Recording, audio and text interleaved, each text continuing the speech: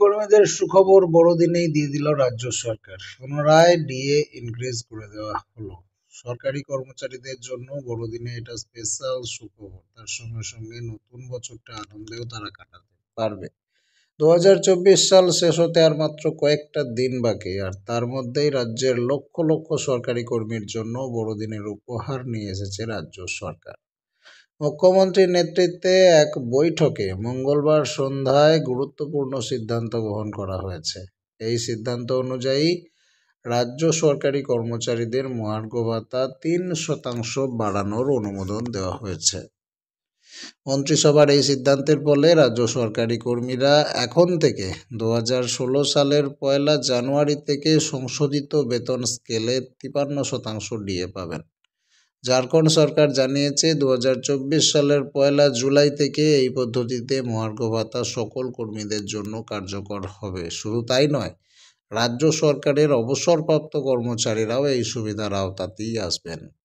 রাজ্য সরকারের বিভিন্ন দপ্তরে মোট 5,33,737টি পদ রয়েছে বর্তমানে, যার মধ্যে 1,33,016টি পদে কর্মী নিয়োজিত রয়েছে।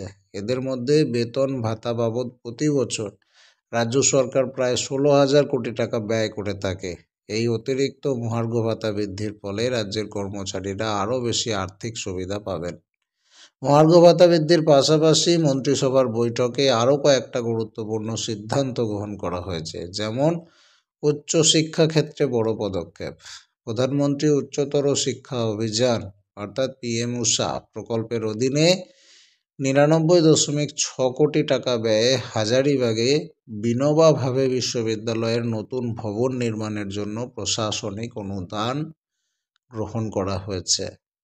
স্বাস্থ্য পরিষেবার উন্নয়ন। ঝাড়খণ্ডের জনস্বাস্থ্য পরিকাঠামো এবং স্বাস্থ্য পরিষেবার বিষয়ে ভারতের controller and auditor general report বিধানসভায় আগামী অধিবেশনে পেশ করার জন্য মন্ত্রিসভা বৈঠকে অনুমোদন দিয়েছে।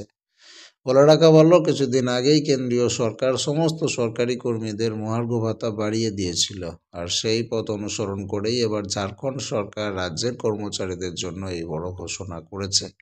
এই সিদ্ধান্তের ফলে এই রাজ্যের কর্মচারীরা আর্থিকভাবে সুবিধা পাবেন, এটাই আশা করা যায়। এবারে আপনাদেরকে বলি, পশ্চিমবঙ্গ সরকারও কিন্তু এই পথেই হাঁটতে চলেছে। আগামী কয়েকদিনের মধ্যে পশ্চিমবঙ্গ সরকারি কর্মচারীদের জন্য সুখবর আসতে পারে। সুখবর এলে আপনাদেরকে অবশ্যই জানাবো। অবশ্যই চ্যানেলটিকে সাবস্ক্রাইব করে রাখবেন, যাতে আপডেটেড খবর আপনি পেতে পারেন।